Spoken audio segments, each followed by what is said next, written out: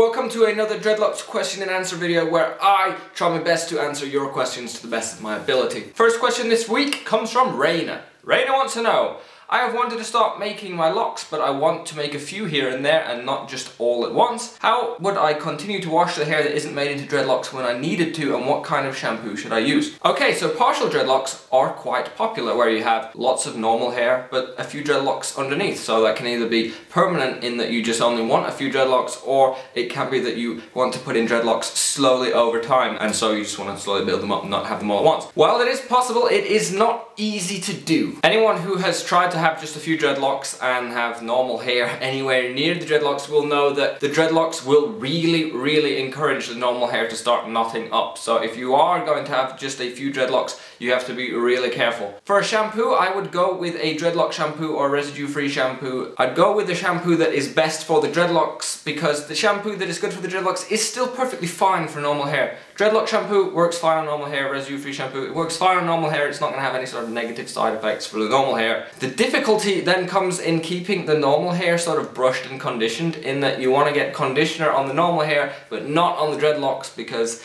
you want to keep the normal hair as sort of soft and unknotted as possible, because if it starts to get a bit dry, starts to get a bit unconditioned, it's just all going to start knotting up naturally. I would maybe look into a spray-in conditioner. So rather than a conditioner that you put in your hair like you would shampoo, conditioner that you can put in outside of the shower, so you can just apply it to where it needs to go and brush it out. That is going to be easier to apply and easier to keep away from the dreadlocked hair. But I will, again, just make sure you know that it is very difficult to look after dreadlocks and undreadlocked hair at the same time, and it is going to be constant work to keep the dreadlocked hair dreadlocked and the undreadlocked hair nice and brushed. Next question from Isaac Navarro. Question, my dreadlocks are fairly young, about 4 months, and since the hair that falls out stays in the dread, the ends of the hair that was in the scalp stays white. My hair colour is black, so it stands out a lot. I tried deep cleansing my hair to try and make the white specks fall off or something, but it doesn't seem to go away. What should I do? Okay, so you get little white specks on your dreadlocks sometimes, and that is where the hair has come out of your head and it's kept this little white bulb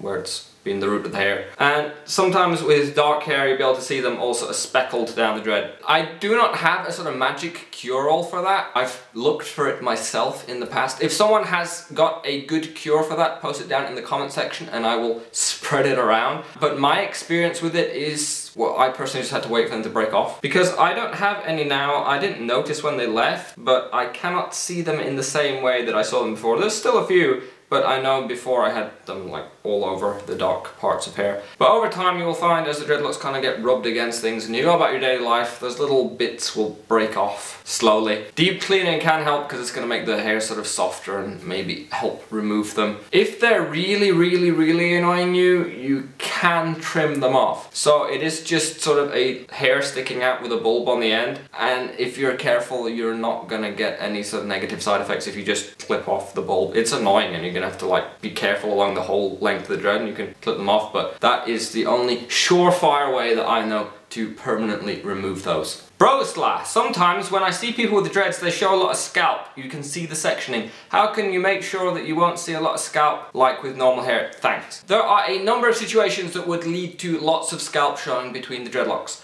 The first being brand new dreadlocks. Brand new dreadlocks are going to be made tight to the root, and so it's going to pull and so it's kind of going to grab all the hair that needs to be in that section, and you're going to see visible sectioning lines. So if the dreadlocks are really new, you're going to see sort of scalpy spots in between where it's pulled tight. You're also going to see it if the dreadlocks are continuing to be pulled tight, so if the dreadlock roots are maintained tightly, that is going to continue to pull around the edge of the sections. And so if the dreadlock roots are maintained tight, you're still going to have scalpy spots. Another reason for scalpy spots would be if you just generally have thinning hair. People that have thin hair and so kind of have thin dreads that are sparse across your head. In that situation, you're going to be able to see scalpy spots sometimes, and in that situation you're not really going to be able to do a lot about it. If you want to avoid having scalpy spots, for young dreads that have scalpy spots, you're just going to want to wait until the roots loosen up a bit from the initial forming. If you have scalpy spots from maintained dreads, stop maintaining the roots so tight. I don't recommend maintaining roots too tight at all, because it's not going to encourage the roots to lock by themselves, and so you can need a perpetual cycle of having to maintain the roots. And if you just have thin hair, then unfortunately there's not a whole lot that you can do.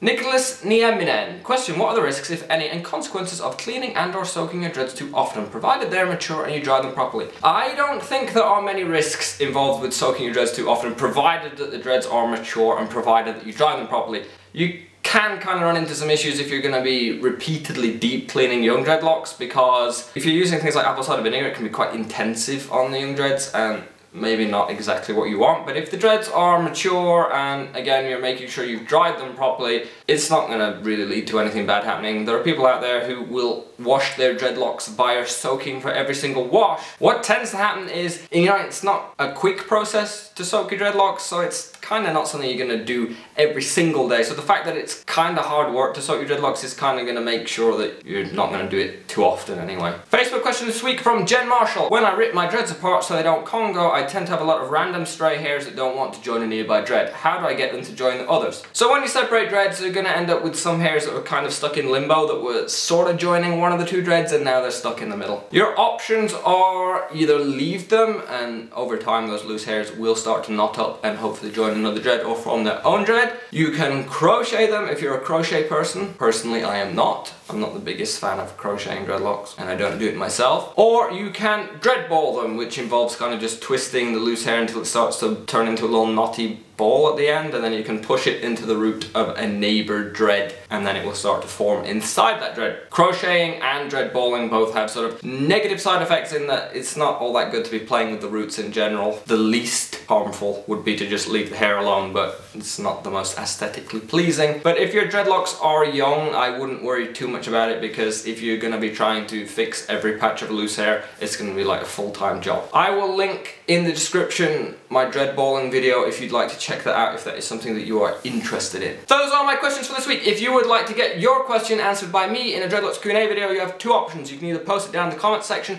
to this video or the latest Q&A video. Write question at the start of your comment and it will join the queue, or you can join the Facebook page, which you should totally have joined already because we have lots of things going on. But you can join the Facebook page, and each Tuesday I'll post up a status asking for Q&A questions, and whichever question gets the most Facebook likes on it before I film the next video will get answered straight away that week. No queue, no waiting, no nothing. As always, you can find all my stuff on lazydreads.com. I'd like to thank you for watching. I hope to see you again soon. Like it if you liked it, subscribe if you would like to see more. Thank you for watching. Farewell!